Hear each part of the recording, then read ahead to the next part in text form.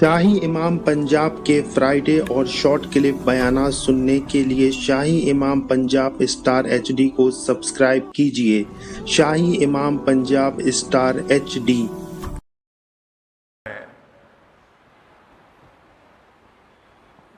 جسے محرم کے نام سے ہر خاص اور عام جو ہے وہ جانتا ہے، ابتدا ہی پہلا دن ہی یکم محرم کا وہ امیر المومنین خلیفۃ المسلمین حضرت عمر بن خطاب رضی اللہ تعالی عنہ کی شہادت کے ساتھ پہلا دن ان کی شہادت کا ہے، اور پھر یکم محرم سے لے کے 10 محرم تک کے جو واقعات ہیں، جس میں پیارے نبی حضرت محمد رسول اللہ صلی اللہ تعالی علیہ وسلم کے نواسے اور مولا علی رضی اللہ تعالی عنہ کے لخت جگر سیدنا امام حسین رضی اللہ تعالی عنہ کی شہادت، میدان کربلا کے واقعات، یہ ایک ایسی قربانی ہے جس نے قیامت تک کے لیے اہل ایمان کو پختگی عطا کی۔ 7 محرم سے 10 محرم تک میدان کربلا میں کیا ہوا؟ بہت سارے لوگ اور آج کل کے جو نچنیا مولوی ہیں، جن کی نہ شکلیں مسلمانوں جیسی ہیں اور جو سارا سال نہ کبھی نماز کے قریب پھٹکتے ہوں، وہ بتاتے ہیں 10 محرم کو کہ حضرت امام حسین کون تھے، جن کو خود نہیں پتا، جو ناچ ناچ کے باتیں کرتے ہیں، اسٹیج سے کودتے ہوئے کبھی 10 فٹ ادھر چلے جاتے ہیں، کبھی 10 فٹ ادھر چلے جاتے ہیں۔ وہ بتاتے ہیں لوگوں کو کہ جی کفر اور اسلام کے درمیان ایک جنگ ہوئی میدان کربلا میں۔ کون کہتا ہے کہ کفر اور اسلام کے درمیان جنگ تھی؟ محمد الرسول اللہ کے نواسے کو شہید کرنے والے بدقسمتی سے وہ بھی وہی لوگ ہیں جو نماز کے اندر بار بار کہتے ہیں اللہم صلی علی محمد وعلی آل محمد۔ یہ کہنے والے لوگوں نے سیدنا امام حسین کو سجدے کے اندر شہید کیا ہے۔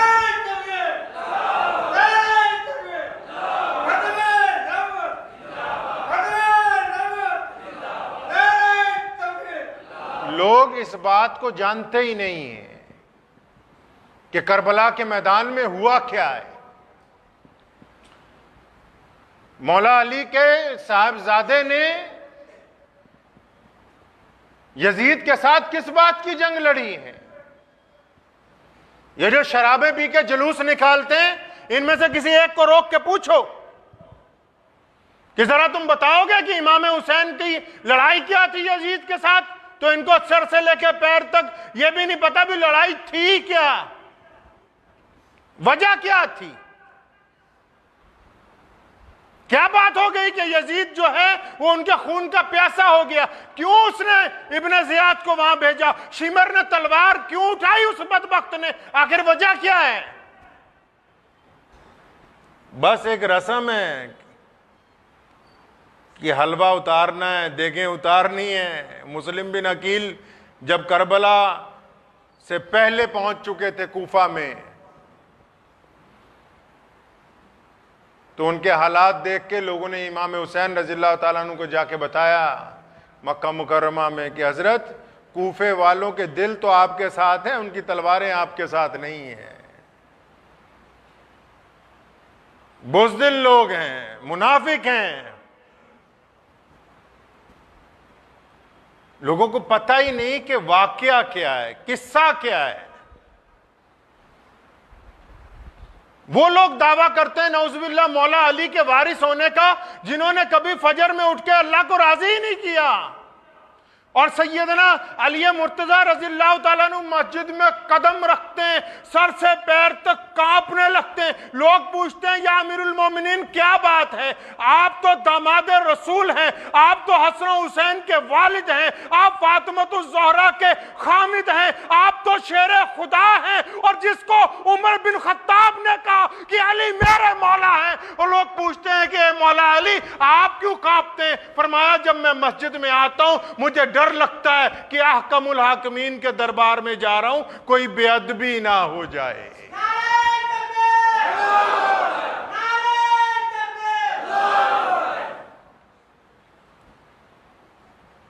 اب جن کے چہرے پہ داڑھی نہیں ہے، جن کی حلق سے شراب اترتی ہے روزانہ، ان کا دعویٰ ہے کہ ہم ہیں مولا علی کے غلام، جھوٹ بولتے ہیں، وہ نہیں ہیں۔ مولا علی کے غلام وہ ہیں جو صبح کو اٹھ کے اذان دیتے ہیں، جو اپنی اذان میں اس بات کا اعلان کرتے ہیں کہ اشہد ان لا الہ الا اللہ وحدہ لا شریک لہ واشہد ان محمدا عبدہ ورسولہ۔ وہ لوگ جو روزانہ کفر کی بندشوں کے باوجود 5 وقت یہ اعلان کرتے ہیں کہ ہم محمد الرسول اللہ کے امتی، وہ مولا علی کے غلام ہیں۔ کچھ لوگوں کو غلط فہمی ہو گئی۔ سیدنا علی رضی اللہ تعالیٰ عنہ اپنی خلافت کوفہ میں لے گئے تھے۔ حضرت علی رضی اللہ تعالیٰ عنہ کی شہادت کے بعد مسلمانوں کے خلیفہ بنے، ان کا نام ہے سیدنا امیر المومنین امام حسن ابن علی رضی اللہ تعالیٰ عنہ۔ امام حسن جب خلیفہ بنتے ہیں، کون؟ حضرت حسین کے بڑے بھائی۔ جب وہ دیکھتے ہیں کہ مسلمانوں کے 2 گروہوں میں اختلافات ہیں، تو امام حسن اور امام حسین مشورہ کر کے اتفاق رائے سے سیدنا امیر معاویہ رضی اللہ تعالی عنہ کو مسلمانوں کا خلیفہ بناتے ہیں۔ امیر معاویہ رضی اللہ تعالی عنہ، جن کو کچھ لوگ برا کہنا چاہتے ہیں اور جس کی تائید امام حسن نے کر دی ہو، امام حسین نے کر دی ہو، ان کو کون مائی کا لال برا کہہ سکتا ہے؟ اور ناچنے گانے والوں کو نہیں پتا ہوگا، سیدنا امیر المومنین امیر معاویہ نے کہا اپنے بیٹے کو انتقال سے پہلے یزید کو کہ اگر خلافت لینی ہو تو عبداللہ ابن عباس رضی اللہ تعالیٰ عنہ اور عبداللہ ابن زبیر رضی اللہ تعالیٰ عنہ اور امام مولا علی کے بیٹے امام حسن، یہ تینوں بڑے صحابہ اس وقت مدینہ منورہ میں موجود تھے۔ امام حسن حسین رضی اللہ تعالیٰ عنہ مسجد نبوی میں اس وقت نماز پڑھاتے تھے۔ حضرت امیر معاویہ نے تاکید کی یزید کو کہ اگر میرے بعد تم خلیفہ بننا چاہو گے، جب تک یہ تینوں راضی نہ ہو جائیں بالکل خلافت پر مت بیٹھنا۔ اگر یہ تینوں راضی ہو جائیں تو خلیفہ بننا، اگر یہ راضی نہ ہو جائیں تو اٹھ کے خلافت چھوڑ کے گمنامی کے اندھیرے میں چلے جانا۔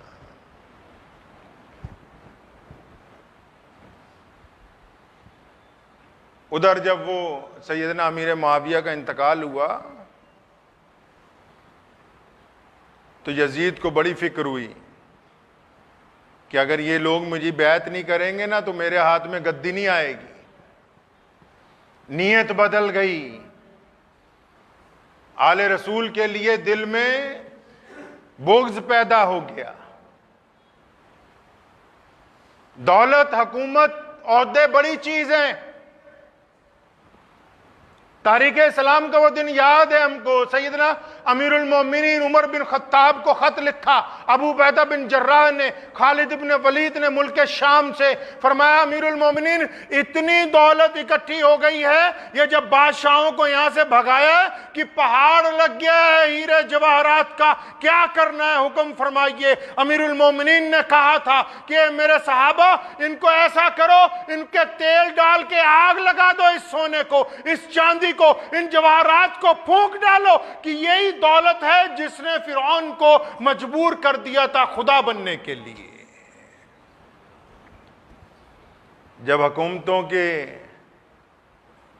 نظریات بدلتے ہیں تو رشتہ داریاں بڑے چھوٹے کی تمیز ختم ہو جاتی. حکومت ایک ایسا سیراب ہے جس کو دیکھ کے بڑے بڑے لوگ پھسل جاتے ہیں. جب اس ملک میں انگریز کا راج تھا توتی بولتی تھی ملکہ برطانیہ کی.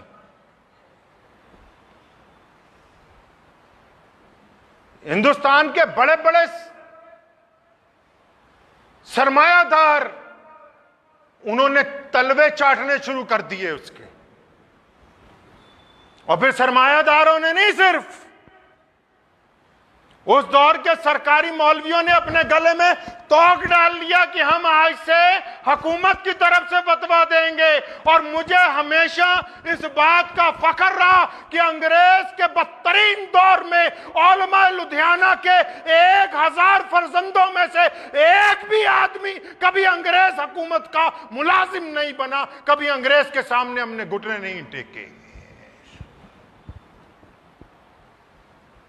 لوگ پوچھتے ہیں یزید کے ساتھ جھگڑا کیا تھا. آج کچھ لوگ جا کے دیوبند سے، بریلی سے، RSS والوں کے ساتھ جب جا کے ان کے دروازے پر گھٹنے ٹیکتے ہیں، یہ کیا بتائیں گے کہ یزید کا اور امام حسین رضی اللہ تعالیٰ عنہ کا کیا جھگڑا تھا. جن کا عقیدہ طاقت اور حکومت تبدیل کر دے وہ اسلام نہیں بیان کر سکتے. امام حسین رضی اللہ تعالیٰ عنہ کے پاس قاصد بھیجا، مدینے کا جو گورنر تھا، اس نے حضرت امام حسین کو اپنے گھر پہ بلایا کہ آپ ایسا کریں یزید کی بیعت کر لیں. فرمایا میں اس کی بیعت کس طرح کر سکتا ہوں اگر تمام مسلمان اس کو مان لیں؟ فرمایا نہیں حضرت پہلے آپ کر لیں. فرمایا تم ہمیں عام آدمی سمجھتے ہو؟ آج حسین تمہارے ہاتھ پر بیعت کر لے، تم پوری دنیا میں مسلمانوں کو بتاتے پھرو کہ حسین نے یزید کی بیعت کر لی ہے، تم بھی کر لو. فرمایا نہیں، عام لوگوں کے اندر لے کے آؤ یزید کو، ہم بھی دیکھیں مسلمان اس کی بیعت کرتے ہیں کہ نہیں کرتے.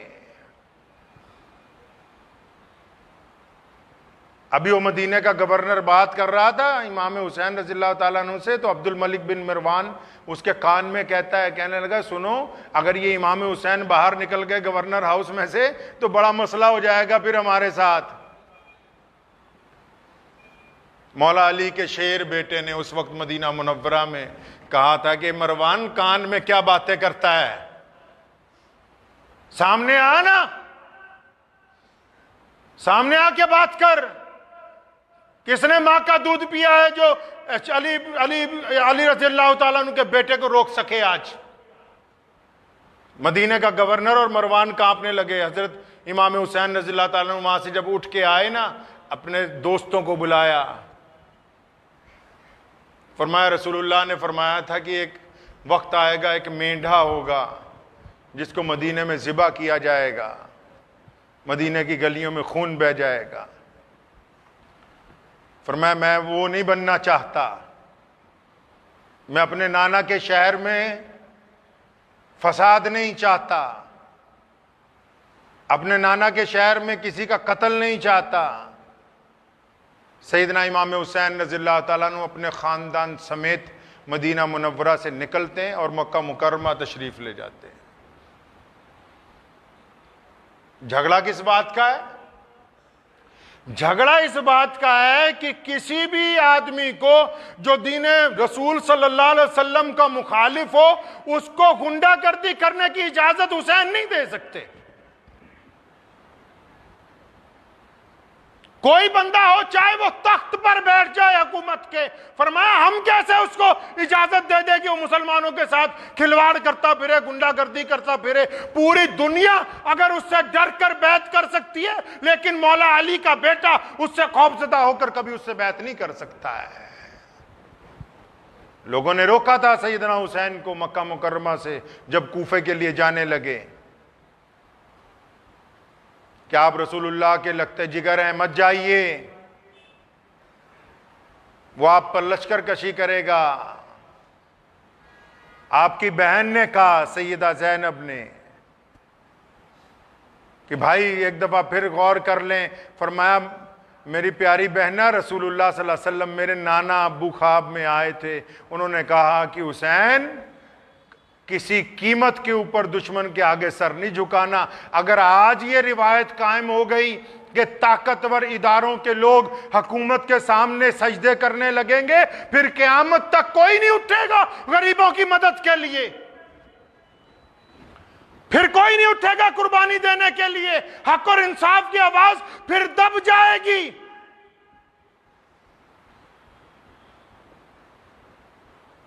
مسلم بن عقیل کو بھیجا جب کوفہ, تو کوفے کا جو گورنر تھا وہ حضور اکرم صلی اللہ علیہ وسلم کا بڑا عاشق تھا. مسلم بن عقیل نے جب بیعت شروع کی 40,000 لوگ بیعت ہو گئے. یزید کمبخت کو پتہ لگا گورنر معزول کر دیا, ابن زیاد جیسے ظالم بدماش کو وہاں گورنر لگایا گیا ہے, اور مسلم بن عقیل کو کوفے کے اونچے مینار سے لے جا کے نیچے پھینکا گیا تاکہ شہید ہو جائیں, وہ آواز دب جائے جو حضور اکرم صلی اللہ علیہ وسلم کے گھرانے سے آئی ہے. وہ جھگڑا کس بات کا ہے بھائی؟ جھگڑا صرف اس بات کا ہے کہ بغیر دستور کے, بغیر شریعت اسلامیہ کے, بغیر حق اور انصاف کے ہم کسی ظالم کو تخت پر بیٹھنے کی اجازت نہیں دیں گے. جھگڑا اس بات کا ہے, کوئی جائیداد کا جھگڑا نہیں ہے, خود خلیفہ نہیں بننا چاہتے, پیسے دولت کی لڑائی نہیں ہے.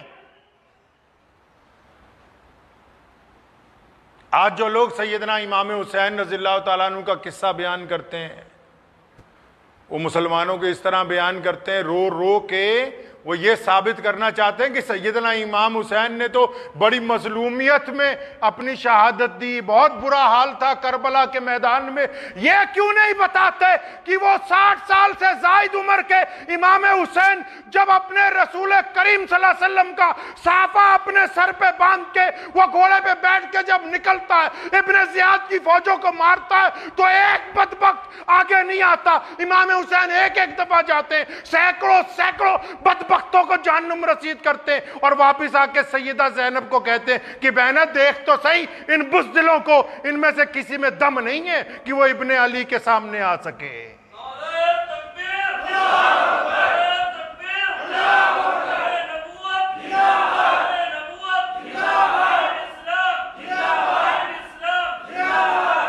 رسول اللہ صلی اللہ علیہ وسلم کے بہادر نواسے کو مظلوم بنا کے پیش کرنا چاہتے ہو؟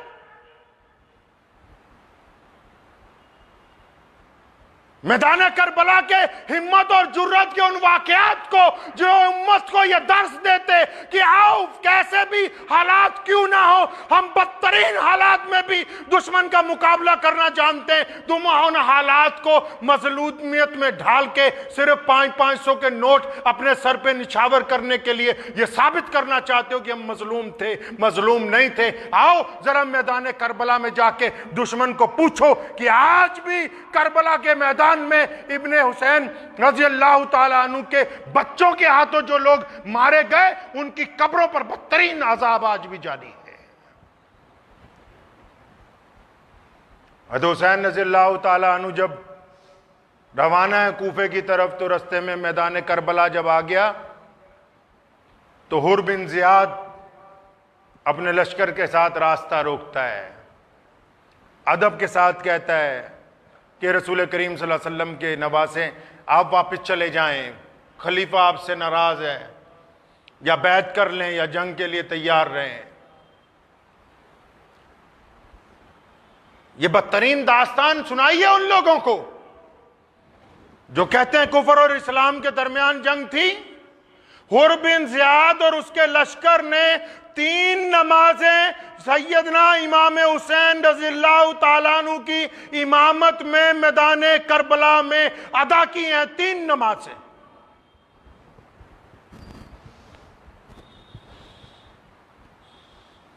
اور کئیوں کو بغض ہے نعوذ باللہ سیدنا ابو بکر سے, سیدنا عمر فاروق رضی اللہ تعالیٰ عنہ سے, اور سیدنا عثمان رضی اللہ تعالیٰ عنہ سے.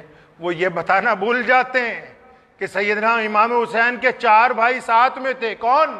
علی مرتضیٰ رضی اللہ تعالیٰ عنہ کی دوسری بیوی کے 4 بیٹے. حضرت عباس علمبردار، عباس بن علی، ابو بکر بن علی، عثمان بن علی، عمر بن علی. رسول اللہ صلی اللہ علیہ وسلم کے یہ جو یار تھے نا، یہ علی مرتضیٰ رضی اللہ تعالیٰ عنہ کے بھی جگری یار تھے. علی مرتضیٰ نے اپنے بچوں کا نام ابو بکر کے نام پر رکھا، اپنے بیٹے کا نام عمر بن خطاب کے نام پہ رکھا، اپنے بیٹے کا نام عثمان ذی النورین کے نام پہ رکھا. آج جو لوگ سیدنا امام حسین کی شہادت کو بیان کرتے ہیں، ان 4 شہزادوں کا نام اس لیے غائب کر دیتے ہیں کہ بھی ان کا نام خلفائے راشدین کے نام کے اوپر ہے. سیدنا حسن رضی اللہ تعالیٰ عنہ کے بیٹے میدان کربلا میں جب جنگ کا طبل بجانا، سب سے پہلے وہی بندہ حر بن زیاد جو دشمن کا سپہ سالار تھا، وہ سب سے پہلے دوڑ کے لشکر اپنا گھوڑا لے کے سیدنا حسین کی طرف آ گیا کہ میں ایسی گستاخی نہیں کر سکتا کہ آل رسول کے خلاف لڑوں. پہلا بندہ جس نے سیدنا امام حسین کی اقتداء میں اپنی گردن اتروائی ہے وہ حر بن زیاد ہے. آج بھی اگر آپ کبھی جائیں گے کربلا کے میدان میں، اگر لوگ امام حسین رضی اللہ تعالیٰ عنہ کے روضہ مبارک پر فاتحہ پڑھتے ہیں تو وہاں حر کو بھی لوگ سلام اس لیے کرتے ہیں کہ وہ بندہ جس نے ظالم حکمران کے منہ پر تھوک دیا کہ میں آل رسول کے ساتھ ہوں، تمہارے ساتھ نہیں ہوں. سیدنا امام حسین جب نکلنے لگے لڑنے کے لیے نا، ایک جوان امام قاسم نکل کے سامنے آیا، بالکل تیار ہے. کہنے لگا چچا پہلے میں لڑوں گا. فرمایا نہیں، تو میرے بھائی سیدنا حسن رضی اللہ تعالیٰ عنہ کی یادگار ہے، تو ان کے خاندان کا چشم و چراغ ہے، تو رہنے دے. فرمایا چچا میرے ابا نے نا میرے ہاتھ پر ایک تعویذ باندھا تھا. امام قاسم رضی اللہ تعالیٰ عنہ فرماتے ہیں میرے ابا نے میرے ہاتھ پر ایک تعویذ باندھا تھا اور فرمایا تھا بیٹا جب کوئی بہت بڑی مصیبت آ جائے اس تعویذ کو کھول کے پڑھنا. فرمایا آج جب میں نے وہ تعویذ کھولا ہے نا، وہ تعویذ نہیں تھا، وہ میرے باپ کا میرے نام رکا تھا. اس میں لکھا ہے کہ اے قاسم اگر تیرے چچا پر کبھی وقت آ جائے تو اپنے چچا کے آگے رہ کے لڑنا، پیچھے رہ کے نہیں لڑنا ہے. امام حسین نے اپنے بھائی کا رکا دیکھا، آنکھوں میں آنسو آ گئے، اجازت دی اپنے بھتیجے کو. مورخین نے لکھا ہے سیدنا حسن رضی اللہ تعالیٰ عنہ کا نوجوان فرزند اس انداز سے اکیلا لڑا کہ اگلی صفیں ساری دشمن کی پلٹ دیں. شمر جیسے ظالموں کو فکر ہو گئی کہ یہ کیا ہو گیا. کسی نے کہا کہ یہ مولا علی کے گھر والے ہیں اور یہ 72 ضرور ہیں، یہ ایک ایک آدمی 1,000 کے برابر ہے. دشمن کی تعداد کتنی ہے جی؟ 22,000. اور امام حسین رضی اللہ تعالیٰ عنہ کے ساتھی کتنے ہیں؟ 72 ساتھی ہیں. اور کچھ بدبخت کہتے ہیں کہ صحابہ رضی اللہ تعالیٰ اجمعین کی اولادیں ساتھ نہیں تھیں. آپ تاریخ اٹھائیں اور کتابیں پڑھیں، اہل بیت میں سے رسول اللہ صلی اللہ علیہ وسلم کے گھرانے میں سے 21 افراد تھے اور ان کے علاوہ جتنے لوگ ہیں تب تمام کے تمام جید صحابہ کرام رضی اللہ تعالیٰ اجمعین کی اولادیں ہیں. امام قاسم نے جب 2 حملے کیے نا، گاجر مولی کی طرح دشمن کاٹے، تو واپس آئے اپنے چچا کو کہنے لگے چچا اگر 2 گھونٹ پانی کے مل جاتے نا میں پورا لشکر ہی اکھاڑ کے پھینک دیتا. اتنی شدت کی پیاس لگی ہوئی تھی. کچھ باتیں اپنے چچا سے کر کے پھر جب دوبارہ حملہ کرتے ہیں نا، دشمن پیچھے کو ہٹ رہا ہے، یہ آگے بڑھ رہے ہیں. ابن زیاد جیسے بدبختوں نے جرنیلوں کو کہا، کہنے لگا یہ اگر اکیلے لڑو گے یہ سب کو مار دے گا، ایک ساتھ اس پر حملہ کرو. کئی لوگ امام قاسم پہ حملہ کرتے ہیں، ایک تیر گردن میں آ کے لگتا ہے تو اپنے گھوڑے سے گرتے ہیں. سیدہ زینب اپنے خیمے سے دیکھتی ہیں اور امام حسین کو فرماتی کہ وہ دیکھ ہمارے بھتیجے نے جام شہادت نوش کر لیا، اس کو اٹھا کے لاؤ۔ امام حسین رضی اللہ تعالیٰ عنہ پہلے اپنے بھتیجے کو چھاتی سے لگا کے اپنے خیمے تک لاتے ہیں۔ آج تو کسی کے گھر میں ایک جنازہ ہو جائے نا تو اس کو 15 دن صورت نہیں آتی، اور یہاں تو جنازوں کی لائن لگی ہوئی ہے۔ اور پھر علی اکبر سیدنا حسین رضی اللہ تعالیٰ عنہ کے بڑے صاحبزادے۔ علی اکبر کون ہے پتہ ہے؟ آج تو صرف بس ڈھول تماشے رہ گئے۔ رسول اللہ صلی اللہ علیہ وسلم کے وفات کے بعد، ابو بکر کے بعد، عمر کے بعد جو لوگ مسلمان ہوتے تھے، جو پوری دنیا سے لوگ بیت اللہ کا حج کرنے جاتے تھے، لوگ مدینہ جاتے تھے، جو رسول اللہ کے روضے پر جا کے درود پڑھتے تھے، جو رسول اللہ کو دیکھ نہیں پاتے تھے نا، وہ مدینہ کے صحابہ کو پوچھتے تھے کہ ہمیں بتاؤ رسول کریم کیسے تھے، ہمیں بتاؤ رسول کریم کا چہرہ کیسا تھا، قد کاٹ کیسا تھا، رسول اللہ چلتے کیسے تھے، بولتے کیسے تھے۔ تو مسلمانوں ان کو ایک ہی جواب دیا جاتا تھا کہ جاؤ امام حسین کے بڑے بیٹے شبیہ رسول سیدنا علی اکبر رضی اللہ تعالیٰ عنہ کو دیکھ لو، ان کی شکل حضور اکرم صلی اللہ علیہ وسلم سے ملتی ہے۔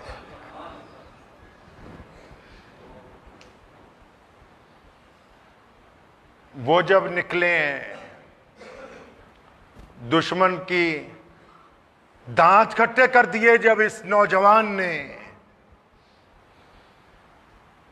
آج تو صرف یہی بتایا جاتا ہے کہ ہم پیاسے مر گئے۔ پیاسے نہیں مرے، ہم نے جنہوں نے پانی گلے کی اوپر تک پیا ہوا تھا نا، ان کی گردنیں ریت کر بتایا ہے کہ محمد الرسول اللہ کی نسل کا پیاسا مجاہد پوری دنیا کے پانی پیے ہوئے پر بھی غالب ہے۔ لوگوں کو یہ بتاؤ کہ سیدنا امام حسین نے، سیدنا علی اکبر نے، امام قاسم نے ہمت اور جرت کی وہ داستان مرتب کی ہے کہ قیامت تک آنے والے لوگوں کو یہ درس دیا کہ اگر پانی بند ہو جائے، کھانا بند ہو جائے تو دشمن کے آگے گھٹنے نہیں ٹیکے جاتے۔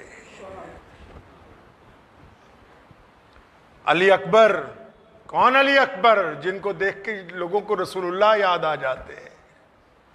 علی اکبر جب شہید ہوتے ہیں نا، تیر لگتا ہے ان کی گردن میں، اور ان کے والد امام حسین رضی اللہ تعالیٰ عنہ جب اپنے نوجوان بچے کو اٹھاتے ہیں، گردن میں سے جب تیر نکالتے ہیں نا، تو آسمان کی طرف منہ کر کے کہتے ہیں کہ مولا آج اگر ابراہیم خلیل اللہ ہوتے، آج اگر ابراہیم خلیل اللہ علیہ السلام یہاں موجود ہوتے نا، میں ان کو کہتا کہ ابراہیم خلیل اللہ دیکھیے، آپ تو اپنے بیٹے کی گردن پر چھری پھیرتے وقت آنکھوں پر پٹی باندھ رہے تھے، میں دونوں کھلی آنکھوں سے اپنی تمام اولاد اللہ اور اس کے رسول کے لیے شہید کروا رہا ہوں۔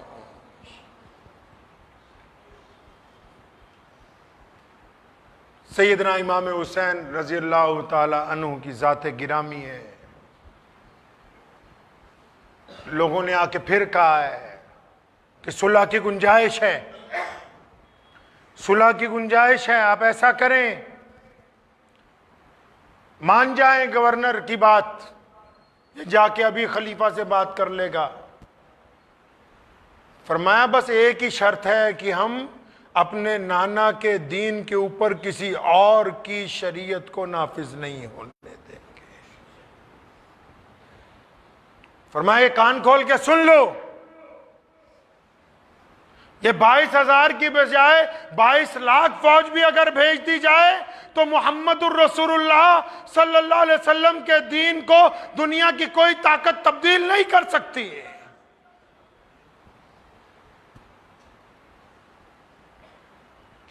کئیوں نے بڑی منتیں بھی کی، لیکن سیدنا امام حسین نے درس دیا ان مسلمانوں کو، کن کو؟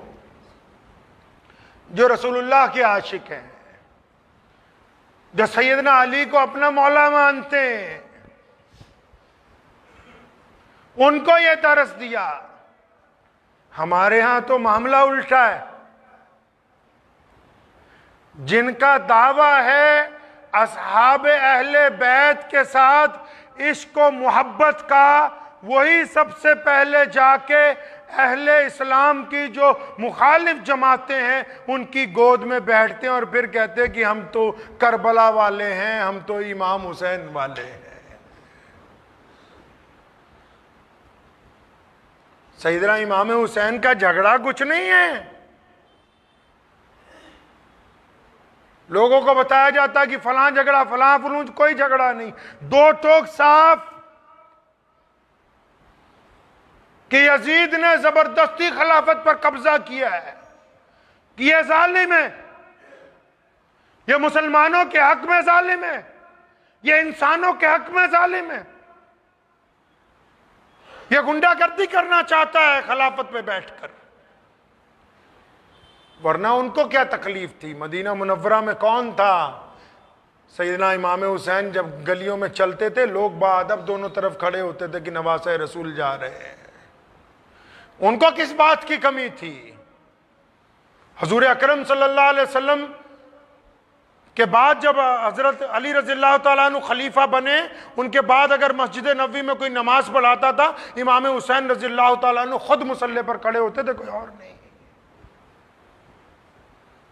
آج ہم قصہ بیان کرتے ہیں، وہ اس طرح بیان کرنا چاہتے ہیں رو رو کے کہ بہت ظلم ہو گیا، ظالم مر گئے، قتل حسین اصل میں ہے مرگ یزید، اسلام زندہ ہوتا ہے ہر کربلا کے بعد۔ کسی نے کہا نا کہ روئیں تو وہ جو قائل ہوں اموات شہیداں کے۔ قرآن نے کہا نا وَلَا تَقُولُوا لِمَنْ يُقْتَلُ فِي سَبِيلِ اللَّهِ أَمْوَاتٌ، اور جو اللہ کے راستے میں قتل کر دیے گئے ان کو مردہ مت کہو، وہ زندہ ہے۔ حسین کل بھی زندہ تھے، حسین آج بھی زندہ ہیں۔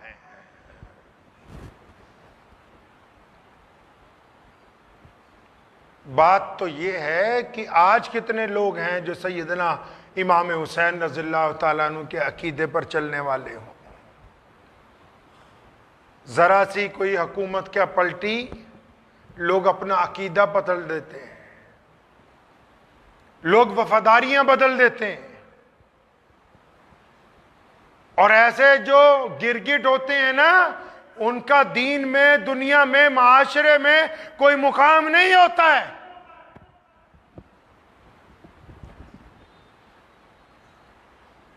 مقام انہی لوگوں کا ہے۔ یزید کے ساتھ اس کے تخت کے دائیں بائیں جو لوگ بیٹھے ہوئے تھے، آج کسی کو نہیں پتا کائنات میں، دنیا میں کون لوگ تھے۔ یزید جہنم رسید ہو گیا، لیکن سیدنا امام حسین کے دائیں بائیں جن لوگوں نے قربانیاں دی، ان کا ایک کے خون کے قطرے کا امت کو پتا ہے کہ کس کا خون کا قطرہ کہاں گرا ہے۔ دنیا ان کو یاد رکھتی ہے جو مشکل حالات میں بھی کھڑے رہتے ہیں، جو وقت کے ساتھ ساتھ رنگ بدلتے ہوں وہ کامیاب نہیں ہو سکتے۔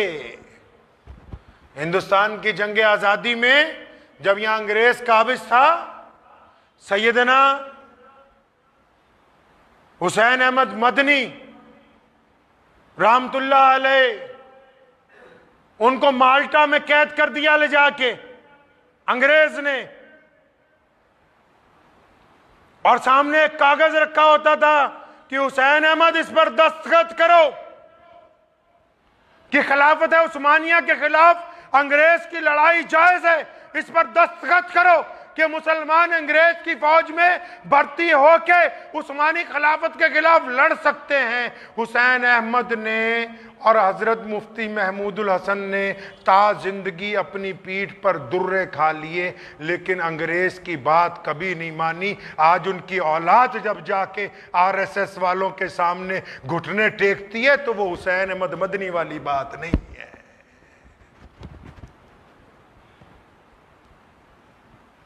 لوگ سمجھتے ہیں کہ حق ختم ہو جائے گا، موت تو طے ہے، مرنا تو ایک دن ہے۔ سب نے مرنا ہے۔ حسین اس لیے زندہ ہیں کیونکہ انہوں نے اللہ کے راستے میں شہادت دی۔ قرآن نے کہا کہ حسین کل بھی زندہ تھے، آج بھی زندہ ہیں، کل بھی زندہ رہیں گے، اور لوگ جنت میں جائیں گے تو وہاں سیدنا حسین کے شباب کو دیکھیں گے، ان کو کوئی مردہ نہیں کر سکتا۔ اور اسی طرح جو حسینی ہیں وہ آج بھی زندہ رہیں گے، کل بھی زندہ رہیں گے، ان کو دنیا کی کوئی طاقت ختم نہیں کر سکتی۔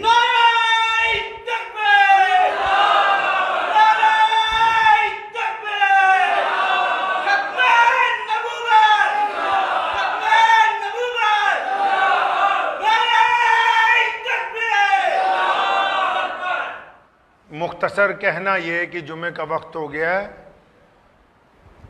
کہ محرم کا پیغام یہ ہے کہ حق کا ساتھ دیجئے، انصاف کا ساتھ دیجئے، مظلوموں کا ساتھ دیجئے، ضرورت مندوں کا ساتھ دیجئے۔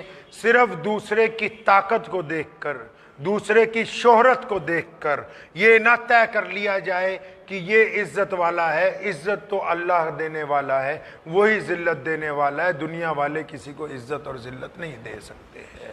سیدہ زینب نے یہ بات یزید کو کہی تھی اس وقت، اور ڈانٹ کے کہی تھی۔ اس نے کہا دیکھو میں آج عزت والا بن گیا۔ فرمایا خبردار، اپنی زبان کو لگام دے، اللہ تبارک و تعالیٰ جسے چاہے عزت دے دے، جسے چاہے ذلیل کر دے۔ وہاں ایک نبینا صحابی بیٹھے تھے، فرمایا مجھے ایسے لگا جیسے علی مرتضیٰ آ گئے ہوں بولنے کے لیے رضی اللہ تعالیٰ۔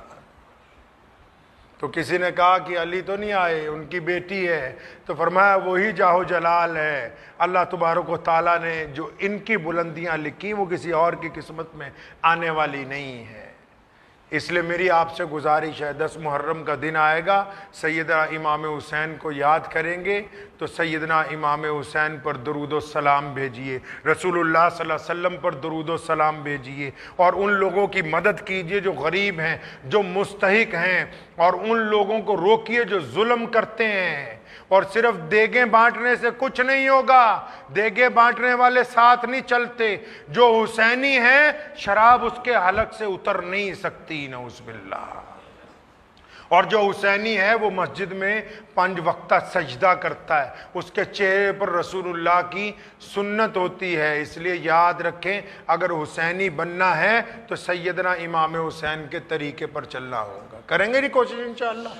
کوشش کیجئے کہ اللہ تعالیٰ محرم کے ان دنوں میں ہم سب کو سیدنا امام حسین رضی اللہ تعالیٰ عنہ کے طریقے پر چلنے کی توفیق عطا فرمائے۔ وآخر دعوانا الحمدللہ رب العالمین۔